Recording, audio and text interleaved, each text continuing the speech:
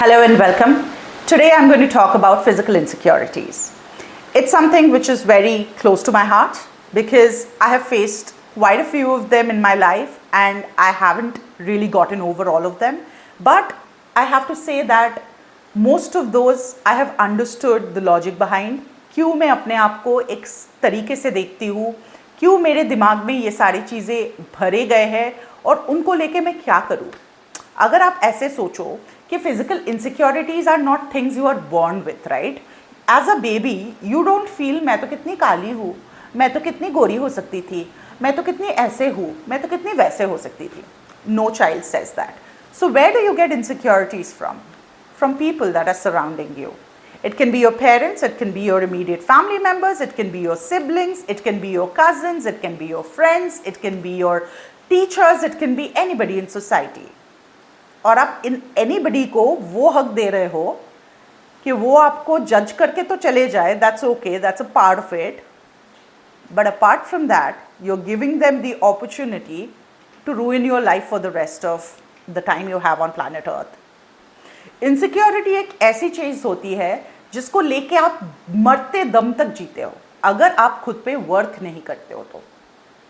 अभी मैं इतना जो ज्ञान दे रही हूँ आपको, कहाँ से दे रही हूँ?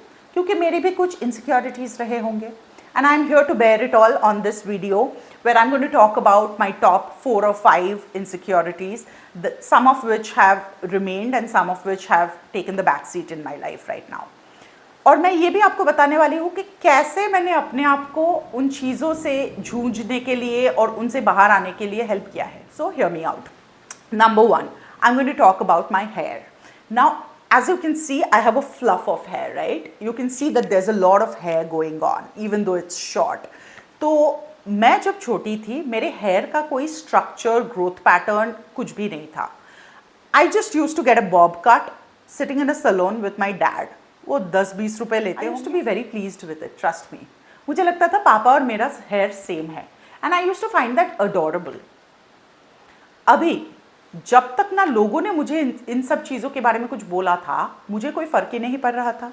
मुझे लगता था कितनी क्यूट तो मैं लगती हूँ. बॉयज़ कट लेके मैं स्कूल जाती थी, इसको बॉयज़ कट बोलते थे वैसे. इसके बाद क्या हुआ, थोड़ा मैं बाल बढ़ाने लग गई. थोड़ा सा मुझे समझ आया कि अच्छा बाल बड़े होते हैं तो लड़कियाँ क्यूटर लगती है, वॉट एवर. तो वो करने लग गई तो मुझे पता चला I have the frizziest effing hair in the world. And वो मेरी बात मानता ही नहीं है. मैं उसको जितना स्ट्रेट करने की कोशिश करूँ वो उतना उलझते रहता है. और फ्रिजी हेयर को आप जब स्ट्रेट करते हो you know what it looks like, right? It's chaos, एनर्की. और वैसा ही होता था मेरे साथ. और फिर मैं क्या करने लग गई, कहीं कहीं से तो एक्सपेंसिव हेयर सीरम्स, देन वो स्ट्रेटनर्स जो आते हैं वो सारे मैं लेने स्टार्ट कर दी मैंने. पर उससे कुछ हुआ नहीं, उससे कुछ नहीं हुआ. After a while when I used to go out in the humid temperature of Calcutta, वो फिर से वापस ऐसे ही बन जाते थे. तो मेरा जिंदगी कट गया. लोगों को ऐसे बोलते हैं ना लोग, Maggi Maggi Maggi because they have curly hair. I used to hear Kazi Nazrul Islam. I will put a picture up here so that you understand why. And Indira Gandhi. These are not compliments, guys. These are very heartbreaking narratives about you that people are setting. Anyway, उससे मैं बाहर कैसे निकली? मैंने सोचा जब मैं बड़ी हो जाऊंगी तब मैं एक पॉट में पैसे जमा के, पॉट वॉट कुछ नहीं, ऐसे ही पैसे जमा के मैं क्या करूंगी, मैं परमानेंट स्ट्रेटनिंग कर लूंगी और मैं लगूंगी सबसे प्रिटी. कर लिया मैंने. फिर 3 महीने तो बड़े कॉम्प्लीमेंट्स मिले मुझे. पर 3-4 महीने के बाद यहाँ से जो कर्ल्स आने मेरे शुरू हुए भाई साहब, यहाँ से तेरे नाम लेके, यहाँ से दीपिका पादुकोण बन के मैं बाहर जा रही हूँ. बिल्कुल अच्छा नहीं लग रहा था. किसी को अच्छा लगना भी नहीं चाहिए. ये क्या डुअल पर्सनालिटी लेके चल रही है लड़की, राइट? और आप ऐसे सोचोगे लेकिन 3 महीने के लिए तुझे कॉम्प्लीमेंट्स तो मिले ना. आप समझ नहीं पाओगे इसका साइकी क्या है. पर उस टाइम पे भी लोगों ने मुझे आके सुनाया है कि तेरे चेहरे पे ये स्ट्रेट बाल अच्छे नहीं लगते. I have heard about that as well bro. मतलब करूँ तो करूँ क्या, इंसान करे तो करे क्या. मतलब स्ट्रेट कर लिया, अभी तू बोल रहा है कि इट डजंट सूट यू, तो अभी मैं क्या करूँ? I can't even go back to normal curly immediately, right? It takes its own course of action and then वो खुद होता है. और उसमें 6 से 8 महीने लग जाते हैं ईजिली. साल 2 साल भी लग जाते हैं कुछ लोगों को. तो ये होने के बाद मैंने तो डिसाइड किया भाई I am going to embrace curls. और उस टाइम पे ये कर्ली गर्ल मेथड और ये सब थोड़ा थोड़ा करके ना क्रीप इन होने लगे थे इंटरनेट पे. और उस टाइम पे मैंने सोचा ब्रो, आई कंप्लीटली अंडरस्टैंड कि मेरा हेयर तो टेम होने वाला हेयर है ही नहीं, वो तो उसने मुझे बता दिया है। तो बेसिकली आपका हेयर आपसे बात करता है, your hair talks to you when you let it be. अगर आप उसको कुछ ना कुछ करते रहोगे तो it also gets confused and doesn't speak to you. When you let it be, when you let it breathe, it tells you, bro, you have been treating me like a straight hair thing, but I am actually a curly hair girl. And तब आपको समझ आता है कि अच्छा, तो I have to treat it different. And that's when I started treating my hair different. And trust me, I'm not somebody who uses like multiple serums and creams and mousse and whatnot. I use a shampoo and a conditioner, maximum एक कुछ leave-in conditioner करके कुछ आता है, सस्ता है, वो सब मैं यूज़ कर लेती हूँ और उससे मेरे बाल जो भी है अभी, whatever you see, right, I'm very happy with it. मैं बहुत खुश हूँ इससे। इसको भी लोग बहुत कुछ बोल देते हैं and that's fine. I have come to that state of acceptance कि मैंने दोनों करके देख लिए हैं। अभी आप मुझे मत बताओ क्या मेरे लिए कंफर्टेबल है, क्या मेरे लिए कन्वीनियंट है। Keeping my hair the way it is more convenient for me. ये रोज़ सुबह को उठ के मैं वो गरम गरम लगा के ऐसे बन के नहीं जा सकती, जो कि 2-3 घंटे में वैसे ही फुल के ऐसे कैंडी फ्लॉस बन जाएगा। तो मैं क्या बोलने की कोशिश कर रही हूँ कि मैंने एक्सेप्ट किया उस चीज़ को, और आज मुझे बहुत कॉम्प्लीमेंट्स भी मिलते हैं अपने हेयर पे कि कितना अच्छा है, I also wish that I had curly hair and stuff like that, and I take it very nicely, I take it very positively. Point number 2, I'm going to talk about another very serious thing that I used to get very bothered by. वो है मेरे under आई के bags. आपको शायद उतने नहीं दिखते होंगे, दिखते तो होंगे पर उतने नहीं दिखते होंगे, बट मेरे मेरे ग्लासेस है तो वो कवर हो जाते हैं थोड़ा सा, but when I get rid of my glasses it's very prominent and it's not a great sight. तो वो एक ऐसा चीज़ है जिसको लेके मैं बहुत सालों तक अनकंफर्टेबल रही हूँ, इनसिक्योर रही हूँ, पर बाद में I came to a consensus with my mind and my soul that it's something that I have seen in my both my parents का साइड। मेरे मम्मी का उतना नहीं है, लेकिन मम्मी के जो पापा थे या मम्मी थी, मेरे नाना नानी हुए, राइट, या सो मेरे नाना नानी के बहुत ही प्रोमिनेंट थे और मेरे पापा के भी बहुत प्रोमिनेंट थे और उनके भी पेरेंट्स के बहुत प्रोमिनेंट थे।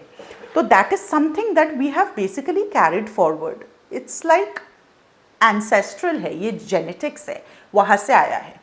जितना भी मैं आई क्रीम लगा लूँ, जितना भी मैं उस पर खीरा लगा के सो जाऊँ, जितना भी मैं आइस क्यूब्स ये कर लूँ या स्पून लेके फ्रोज़न उस पर बैठ जाऊँ, कुछ भी काम नहीं करता। तो I have come to the conclusion that it's a part of my, मतलब बिलोंगिंग, कहाँ से मैं बिलोंग करती हूँ उसको दिखाता है। Why am I going to be ashamed of it. It also talks about the cultural place that you come from, it talks about the family that you belong to, उनका कैसा कैसा ट्रेट्स रहे होंगे, उनके कैसे फिजिकल एट्रीब्यूट्स रहे होंगे, वो सारे आप में भी दिखने लगते हैं, राइट। तो उस चीज़ को मैंने एक्सेप्ट किया। Why will I ever be embarrassed of something that reminds me of my parents? It's a beautiful thing according to me. उसमें कितना मज़ा आना चाहिए हमको, right? कि God, there is this something that I have मतलब gotten from my parents. I used to joke with my parents saying कि आप लोगों ने ना पैसा दिया, ना लैंड दिया, कुछ नहीं दिया, क्या हेरिडिटरी में क्या मिला मुझे, आई बैग्स। पर अभी मैं उसको जोक की तरह ही लेती हूँ because it's something that I actually treasure in a way and I realise that if I ever have an offspring, they might also have the same thing.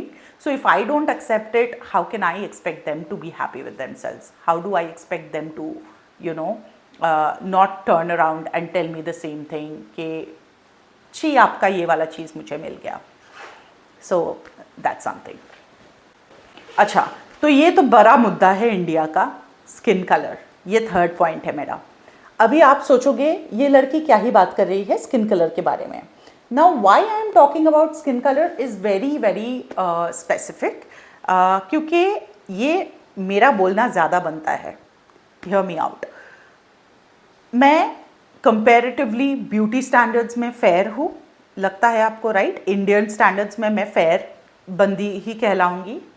मुझे भी बोला गया है कि मैं सर्टेन काइंड ऑफ फेयर हूँ और ये जो पर्टिकुलर टाइप ऑफ फेयरनेस है वो अट्रैक्टिव नहीं होती है. मेरा जो फेयरनेस है वो बहुत पेल एंड सिकली एंड डिजीज्ड लगता है, और एक दूसरा कुछ कलर का मतलब होता है फेयरनेस, वो वाला ज़्यादा प्रिटियर लगता है। ये सुनने को मिला मुझे अपने फ्रेंड से। I hope that friend knows that I am talking about him. But तो मैं ये बोलने की कोशिश कर रही हूँ कि आप कुछ भी कर लो यार, लोग आपसे खुश नहीं होना चाहते तो नहीं होंगे, और आप कुछ भी ना करो फिर भी कुछ लोग होंगे जो आपसे खुश ही रहेंगे, और वही लोग आपके लिए इम्पॉर्टेंट होने चाहिए। So you know, the fact that I have eye bags, or the fact that I have curly messy hair, or the fact that I'm a certain tone of fair, right? इससे कुछ लोगों को फ़र्क पड़ा है, उन लोगों को प्रॉब्लम हुआ है, पर इससे कुछ लोगों को फ़र्क नहीं भी पड़ा है। वो मेरे इनर सर्कल के लोग हैं। इन लोगों को मैं ट्रस्ट कर सकती हूँ। मुझे पता है कल मैं जल जाऊँ, मेरे ऊपर एसिड अटैक हो जाए, मेरे साथ बदतर से बदतर सिचुएशन हो जाए, ये लोग मुझे छोड़ के नहीं जाएंगे। ये लोग मेरे एक्सटर्नल अपीयरेंस के बेसिस पे मुझे जज नहीं कर रहे हैं। ये लोग मेरे अंदर भी कुछ तो खूबसूरती देखते हैं। उनको लगता है कि there is some material, there is some substance in this person, इसलिए हम इसके साथ बैठते हैं। और बाहर से ये कैसी लगती है should not define our friendship और relationship. Number 5, and I am gonna end with this, और नंबर 4 आई थिंक। मेरे लाइफ में मैंने बहुत सडनली वेट गेन कर लिया, वेट पुट ऑन कर लिया, और ये कुछ साल पहले की ही बात है। 23-4 तक तो मैं बहुत ही सही थी, मतलब सही थी इन द सेंस मेरे लिए मैं नॉर्मल थी, थिन थी, और आप मतलब आई डोंट नो मतलब मुझे ऐसे बोलना चाहिए कि नहीं, but I have had people around me जब मैं बहुत ही थिन थी, जब तब वो लोग बोलते थे यार बिल्कुल अच्छा नहीं लगता, you look like a stick figure, और हमारे वहाँ पे काकतारुआ बोलते हैं which is basically a square crow, वैसे वाले चीज़ें वो बोल देते थे कि अच्छा नहीं लगता, लड़कियों में थोड़े कर्व्स होने चाहिए, लड़कियों में थोड़े ये होने चाहिए, वो होने चाहिए, ठीक है। फिर मैं बनी मोटी, कुछ ही साल पहले की बात है, ठीक है, और तो इसमें भी लोगों को प्रॉब्लम हुआ कि ये बहुत मोटी बन गई है। तो मतलब बीच का होता क्या है ये चीज़, एकदम वो क्या बोलते हैं 24-28 क्या वो 20 I don't even know 36-24-36 right, वैसा तो नहीं बन सकते। वो तो मतलब ऐसे किम कार्दाशियन बनना पड़ेगा, उसके लिए तो डॉक्टर ही है। वो तो मतलब सबको नहीं मिलता ऐसे नेचुरली, राइट। तो मैं कैसे ही एक्सेप्ट कर लूँ ये चीज़, तो एक्सपेक्ट नॉट एक्सेप्ट। तो मैं ये बताने की आपको कोशिश कर रही हूँ basically with all my heart कि आप कहीं भी हो जाओ ना, आप इस पार हो जाओ, आप उस पार हो जाओ, there will be people who will still not like you, and they are not meant to like you. It's a lesson, it's a way of knowing whom to keep in your life and whom not to. और इस lesson को आप जितना जल्दी सीख जाओगे उतना आपके लिए बेहतर है।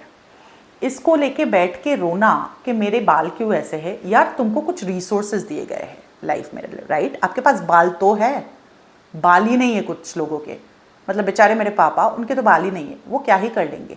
वही 4 बाल को लेके वो स्प्रे मार के उसी पे ऐसे ऐसे करके वो जाते हैं, लेकिन उसका टकला तो दिखता है।